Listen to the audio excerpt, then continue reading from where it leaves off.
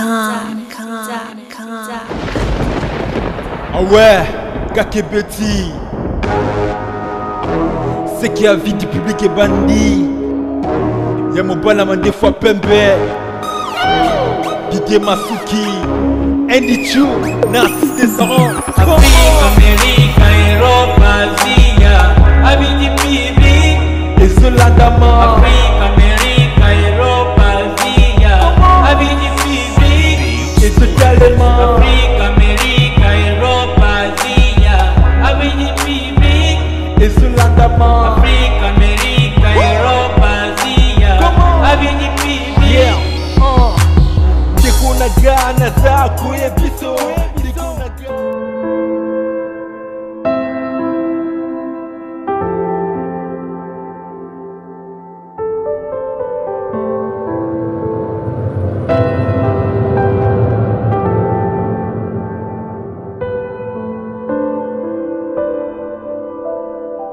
Jésus-Christ, Dieu le seul et l'unique vrai grand prêtre, accomplissant, alléluia, les sacrifices complets et définitifs.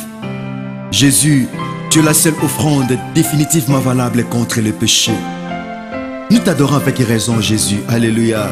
Nous t'adorons avec raison, car tu es le missionnaire qui a accompli, alléluia, valablement sa mission. Tu es la vérité qui fait de nous les vrais adorateurs, qui fait de nous les meilleurs adorateurs. Car tu es monté dans la nuée en présence des gens pour qui tu étais mort. Et de la même manière que tu descendras, alléluia, dans la nuée, en présence des gens pour qui, alléluia, tu étais mort.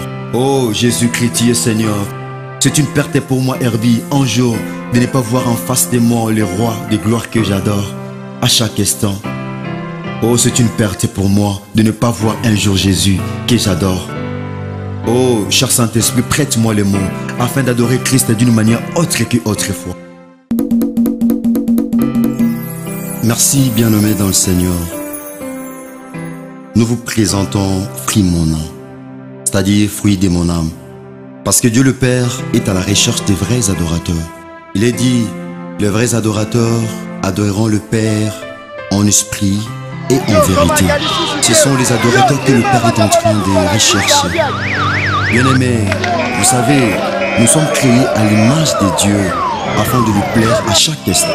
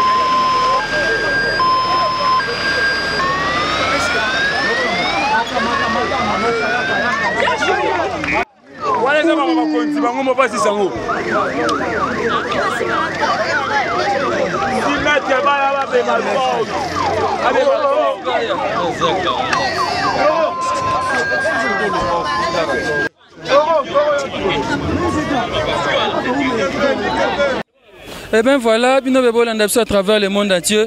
La famille sportive congolaise est en deuil. Le sport congolais est éprouvé. On a perdu un maître de judoka, maître Jagger. Vous voyez comment on est entouré. Touti, maître Fabo, voilà, grand maître Fabo. Touti, hôpital Mama Yemo, Makoloti, ah bon, moi il transpiré. To kotika na jango ya ba maître judoka ya mboka na biso, ba zabongo, ba ngomutu basaka sport mboka na biso ba valoriser yango. Tozana bande comme ça, na banda koto. Mbote maître. Mbote. Maître César, judoka club, judo club Gueda. Maître, bonjour. Ah, bonjour. Maître Pablo Dio, judoka ceinture noire, 3e dan. Ok. Maître Mpandi. Maître Boussé, David Duyé, judoka Gueda, 7e combat Gueda. Ok. Boueb Saïpsona nous. Maître Atiki Biso Akoufi na nini ya Belaki tope ndengeni. Bon, maître Akoufi a Belaki malade pende Oumeli Penja, Oumeli Pena malade mingi. Donc, Njamba pesa kazui, moi to regretter nango ezate parce que azali maître na biso pe, azali papa na biso, a formé biso formé ba élève belé ba judoka belé. Mo biso to telemi boye. Biso bana na ye. Mais ba biso so ba formé bazali. Bana oya formé biso yo to bundi pe na Gueda yango, lelo pe to zappel lelo ko pe entraîner grâce na ye yango biso to zabolelo. Maintenant moi sima bazolinga ba kitsa korto yawa pona ko rendre ba hommage na ye ba hommage moko publicité yebisa biso na ezaka soki joueur moi Léopard Akoufi to monaka ministère akota makambango ba nini même grand maître Akoufi ndenge bino bozolo ba yango que grand maître vraiment grand maître ya judo mais apparemment na on sentir le côté. Ouais, merci pour la parole. Ben voilà, tu déploreras qu'un comportement oyo quand il y a des problèmes pareils. Le ministère ne vient pas pour nous assister, c'est ce que nous regrettons. Au moins, la famille judo, ça dit judo a sali de mieux, na esika oya zaki ko sala. Donc pour tout le grand maître, mais bon voilà, ça revient toujours au même. Comme si Tozolo battait. À ce moment ici, wapi ministère. Donc voilà, on est là, mais de toute façon, grand maître Tokundaye, pas de problème. Voilà. Okay. Merci, maître Gotanga. De l'eau, il y a un politique, il y a sport, il y a malamouté. Chaque fois que il y a un ministre incompétent, il y a un ministre il y a sport, il y a un ministre il y a football. Il y a un ministre il y a football. Alors, il y a un pratiquant il y a arts martiaux, il y a un ministère comme ça, il y a un ministère il y a sport, football, il y a un ministère na bango. Au moni wa kufiaza grand maître sali mingi pona mboka mais to moni contribution moko te to apport moko ya ministère te même comité olympique to moni loko moko te donc ils ont vraiment trop quoi. Maintenant on est pas na yo voilà on a besoin rendre ba hommage mérité et pas maître pour comprendre ba judoka ba zape na ndenge na bango ba lelaka et Wana maître Dade Voza, Yewana Azo dirigé, voilà maître Dade Voza, un grand judoka de notre pays. Et maintenant je pense que vous allez voir quelques démonstrations. Les judokas sont en train de faire quelques démonstrations. Comment on appelle ça? Uchikomi. La famille pleure, les amis pleurent. C'est une façon de pleurer aussi leurs frères judoka. Et le maître qui nous a laissé, ça fait très mal. Et voilà, même le grand maître Dade Voza, Azo démontré que Uchikomi ndenge to benga kama biso ba judoka to benga kama ndenge wana Uchikomi donc Uchikomi pourquoi je peux maître Dai grand maître ça voilà il y a aussi un grand maître qui est là le maître Dai bonjour maître. Bonjour monsieur le journaliste oui au lobby bonne papa et ça le ndenge ni Nicolas ndeko no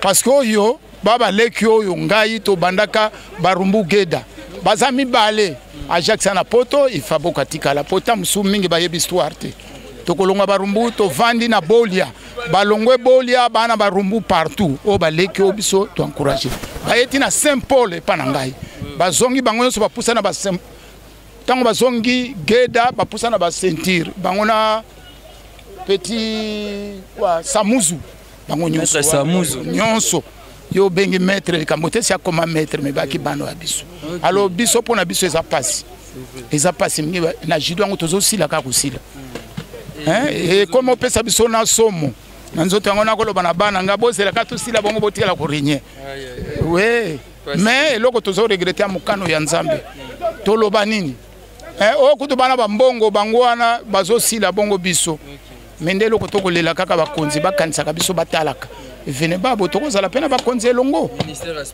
bon na ministère sport bakanisa yango muteko sala fierté loko yango sport ya kaka football tennis mais nyonso na sport de combat dans l'ensemble et salama bongo merci beaucoup monsieur le journal si tu na félicité bino ndenge bokouvra ka bo continuer ka nanzala na passe Meli Kambote merci beaucoup merci maître ben je suis entouré de maîtres maître ya judo bazana ngaya wa naza entouré na bango et puis nazasko awana président ya ligue ya judo ya Kinshasa abréviation na ba bien comme Sundeni Lijikine. Bonjour maître. Bonjour. Merci. Et salut ndenge nini kolela ndeko maître judoka na ba condition. Bon eza pasi po baza baleke balanda ki biso. Omona utolo ba tona ba promotion moko na judo. Donc ce to kota net bango za troisième promotion ya judo. Ba maître ba l'accepte to tcheba en premier biso ki deuxième promotion. Bango baza baleke ba ça mais a marqué ki beaucoup parce que somme tabi soir à Geda muta comme si ba club belé na kata ville à Kinshasa. Ngaza président ligue na que son que Geda bimisi moins plus ou moins 22 bana. Donc il a beaucoup contribué au développement de judo na kati ya ville à Kinshasa. Oui, maître Ajax Bowoul. Ajax Bowoul, très bien, bien. Donc, mais même en tant que président de la Ligue de judo à Kinshasa, c'est comme si Binonde Bozo organisait des structures na binoté. Relation na binona ministère à sport et zandé. Tout ça qu'organiser ngo. Pour ce que là qu'organiser tu veux tenir en bamboulot tout ça te judo comme atilelo. Son émission ça fait 18 ans que diriger judo na ville à Kinshasa. Na doit attendre $1 mongoté na gouvernement provincial. OK, faut bango ba doter biso pour biso peto kitisanase. Mais tout ça toujours avec nos moyens de bord. Nous avons tout le temps en poche, comme l'un mois mendiant pour ça là, au Singapour organiser championnat. Tout ça que l'on a côté. N'a pas que cancer bisoté. Ce pas cancer bisoté, pas cancer bandi au football. Bon nous avons tout ça la plus. Parce avec les moyens de bord tout ça tout ça. Donc ceux qui l'état peut s'exprimer quelque chose, on a tout ça encore plus. Merci beaucoup maître Nozon, il a amené si matin à Matanga. On est en train de pleurer, on est en train de partager cette douleur avec tous les judokas de la RDC. Donc ça fait très mal, on a perdu un grand maître de notre pays, Bogo Sanderson. Et là, je pense à maître Ajax Bowoul, un ancien du judo club Geda, Funa, maître Rombo Samuzu et maître Shora Dissa Simayel. On a grand maître. Grand maître na kati judo club Geda bango wana. Wala ba kulutu na biso, ba papa na biso bango wana. Ba singa yi bango mbale ba kenda Jeux olympiques na 1980. Ouais, c'est vrai. C'est vrai. 1980 héros yona bandi judo ngo engakeza musika bien que ndenge bango bazo kipe bango mingité maître Jean-Luc Ngombo ya Mashita na bosanité maître Mukwabu Azan Caroline du Nord, vraiment pas si mingi to perdre maître Moko ya Makasi ya Mboka na biso, Fiston Malula l'immortel Fiston Malula, Raf Botela wana bazolanda biso à travers ba vidéo oyo na avis du public. C'est vrai ba maître batiki biso te, ça fait très mal. Ça fait très mal, les apas na kanzipe di Capel Paolo, vraiment ba mettre nyonso o bazolanda biso à travers le monde, toko beta na biso lisolo naza awa kuna bomo na bozolanda na do solo na ba mettre Mpanzi maître ça na pété parce que maître Moko leki na bango maître Dopsi azape na poto na Paris, c'est un grand judoka. Maître Dopsi. Oui. En tout cas, place Azali, courage toujours maître hein. Courage ya trop. Oza mobali Nzambe apeso makasi penja. Nzambe apeso makasi za toujours na vie de prière maître. Est-ce qu'il y a ce qui wana Jeux olympiques na mboka na biso tokendaka susu te toyebi na baépoque David Doué tomona bona ba Jeux olympiques RDC quand même bana bakota judo ebele mais qu'est-ce qui fait que tokenda musika te na judo? Mais mon motema mabe zami na si landi maître nenga otoloba grand maître pa lobi yango les problèmes za motema mabe les preuves ani ba musu bazo kende mon frère de monsieur Zate mtola libanda na aéroport zo mona normal alors les amoteurs mabe yango judo comment net discipline moi ba kuluna discipline moko ya ba mavwanga tout ça. Bon kuluna c'est trop dur hein pour le monde kuluna te il y a parmi surtout aller responsable c'est maître Yoko Zane Sengo rappelanga kombo pardon pour poser belé maître César Ozane Sengo moi na yo asa judo. Oui, nous avons un ban sportif. Parmi surtout, nous avons un ban sportif. Judoka, basketteur, footballeur, c'est sport. Mais non, on a un sport parce que les foot, tous les sports, on a un pour diquer mutu. Et tu pour na kuluna non. Est-ce que kana za kuluna tane ngana zali? Maître il faut pas que kuluna, jamais. Maître toi ça kuluna. Maître Chora, maître Rumbo, maître Patiki biso. Talaga donc azaro cadre biso toujours bien. Tara de tout hôtel même surtout. Club e boti tu na ba koko pe na kasa club. Ba koko bazali o ba longwa guerre ba sai ba club na bango. Bazali. Oh, tout le monde va tourner Ningi, Bauti Nageda. Bauti Geda. On a suivi tout le monde, on va saluer les sous. Va saluer sous. On va saluer corps et grand maître. Mais donc, au bureau, on va saluer Sili. Et Sili déjà, on va saluer ce corps et grand maître. Ok. Toujours maître Dade dirigé. Dade Voza. Maître Wana Bomoni, maître Dade Voza zo dirigé.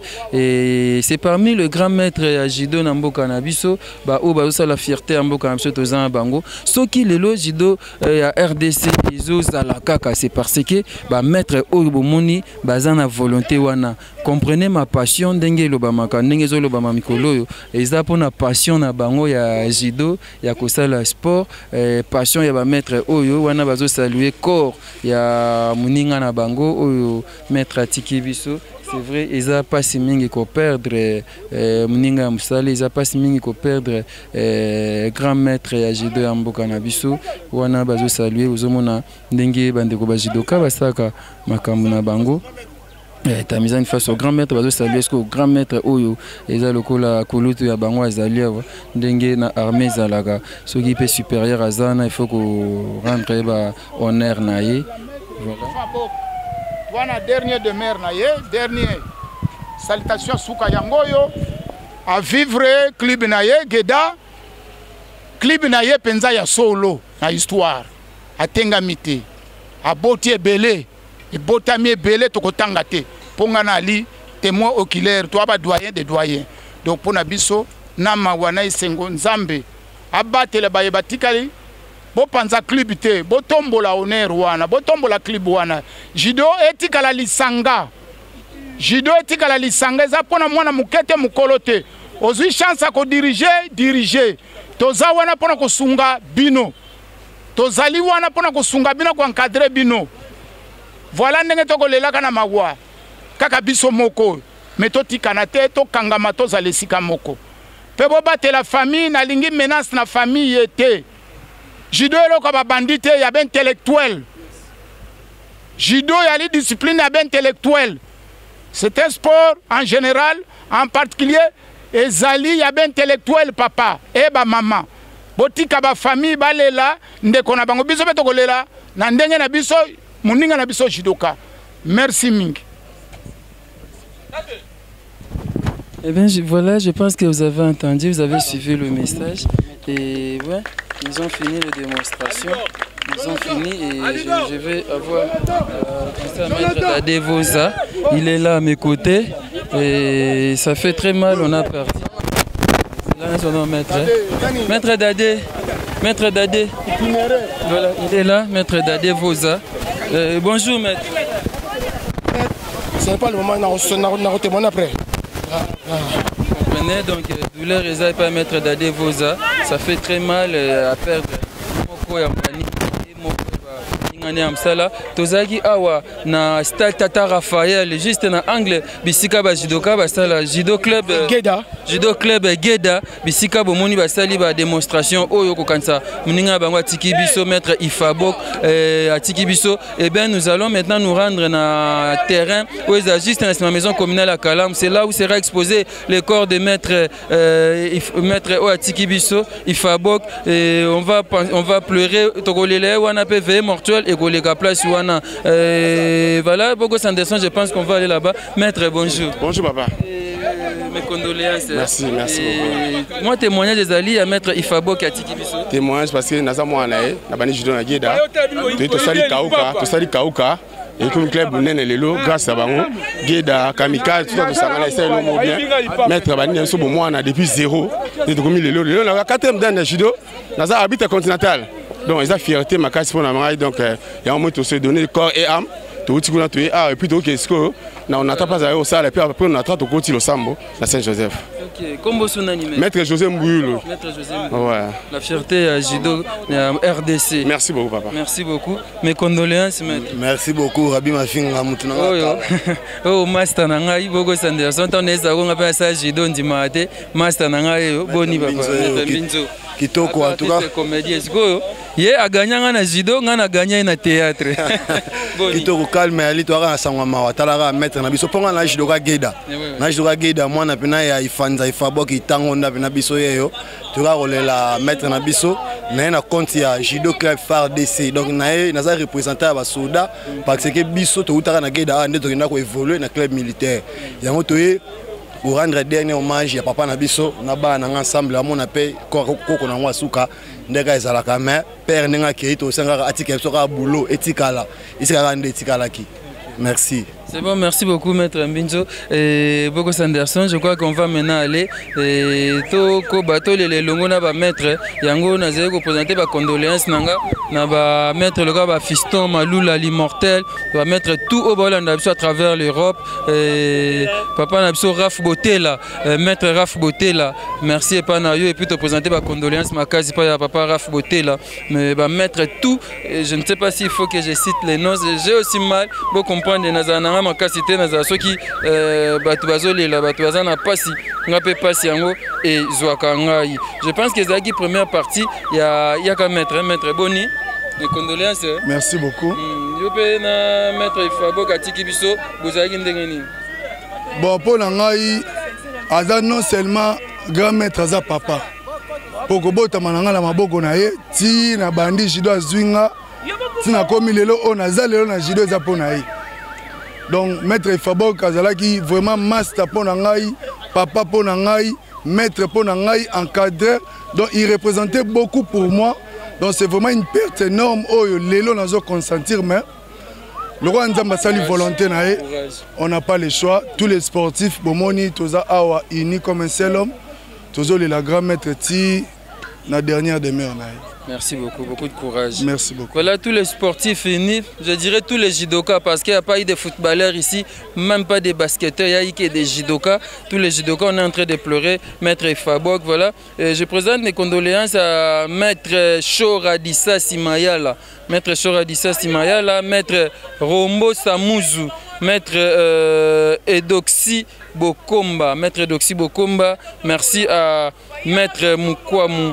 Azan Caroline du Nord, Maître Moukouamou, merci beaucoup à Jean-Luc Ngombo, Maître Jean-Luc Ngombo, Yamashita. Voilà, merci à vous tous, merci à tout le monde, merci à tout le monde, à tous les judokas qui nous suivent partout dans le monde, merci à Dicapel Paolo. Merci Panayo, merci vraiment à Binotou, merci à Maître Bogo Sanderson, Maître Didier Masuki Mbale Mande Fapembe, Maître Fiston Bastien de FB International, Maître Fabrice Ntseka, le boss américain, merci, et pas Maître Papa Dival Kassongo, depuis Montréal, il y a Maître Tolela, Maître Fabok Atiki Biso. Et ça qui bon première partie, il y a reportage na Biso, na vie du public et Bolanda, Bongo Bozela Bozo sous deuxième partie. Merci vraiment pas Maître Bogo Sanderson. On se retrouve très prochainement. Merci.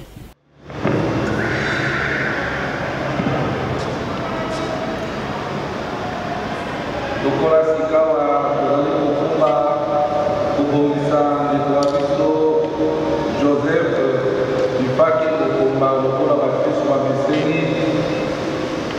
tokobondela nzambe tata mokonzi wa bomoi kotela nguya ya ye asepisa papa Joseph ifaki kokomba akotisa ye okoloko babasantu kristo mokeli likolamu ya pata sika bakuma ye omabeke mpe azongisa ye maboko batata nzambe bongo maître Pabos ndeko ya biso lifaki kokomba Joseph ayoka esengo elongo na basantu koboka kino babinesi otikala kimia etosambelo kati ya mokili.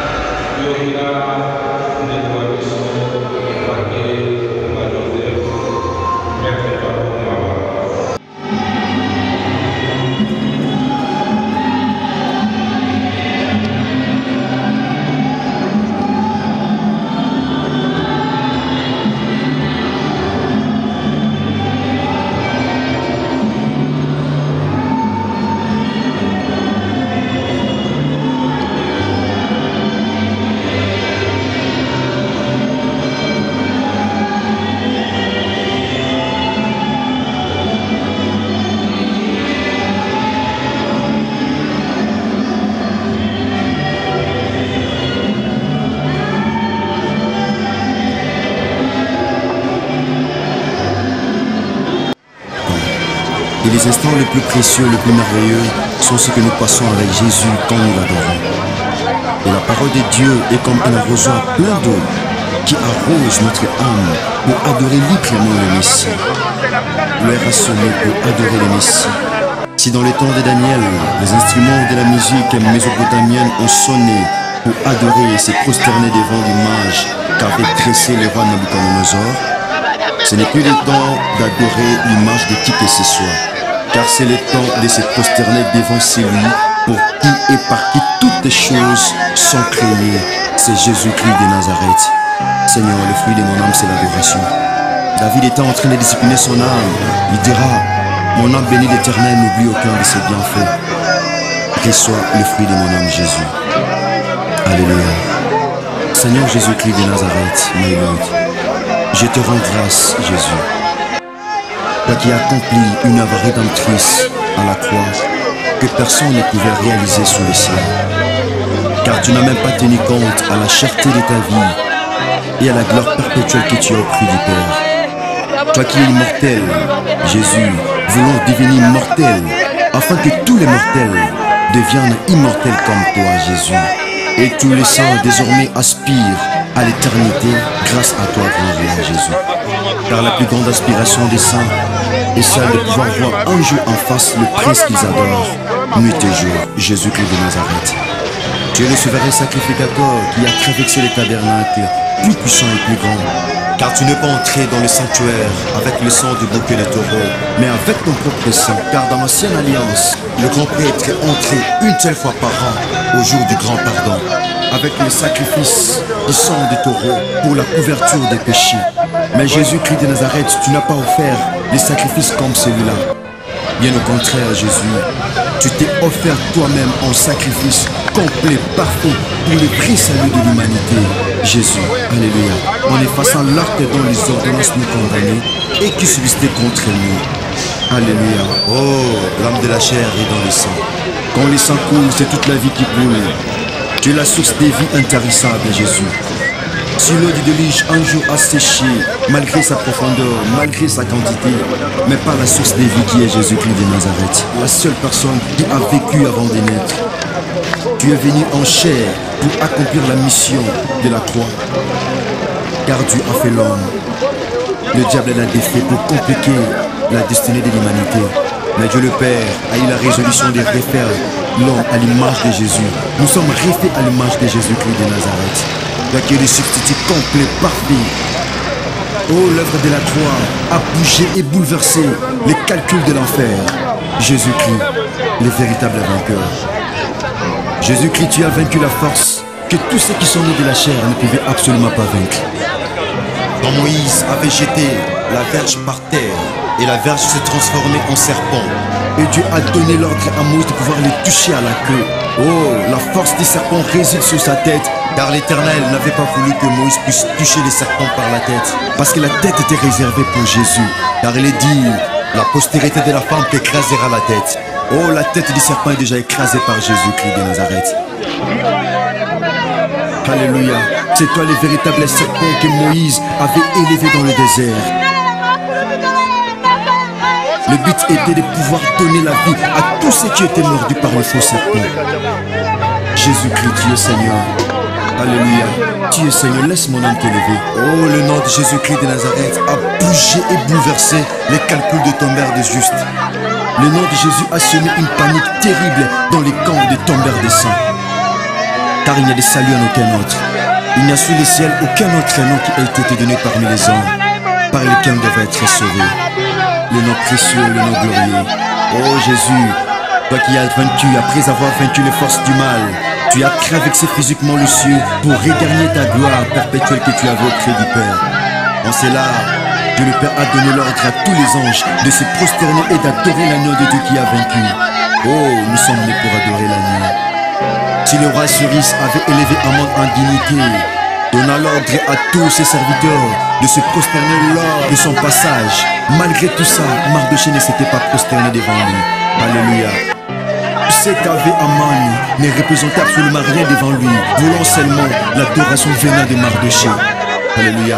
Le père du mensonge aussi, un jour, avait tenté le prince glorieux, lui proposant les choses de ce monde, lui disant, je suis prêt à te donner toutes ces choses, car toutes ces choses m'ont été données. Je les donne à qui je veux. Si tu te prosternes devant moi et tu m'adores, je suis prêt à te les donner.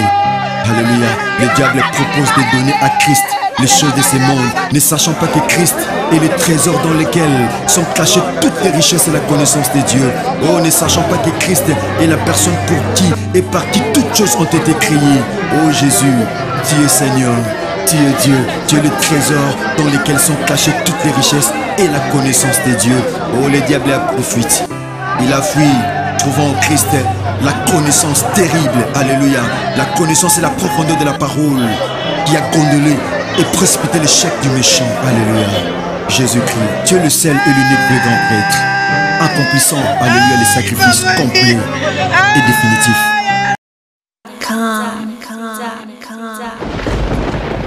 Ah ouais, Kakebeti,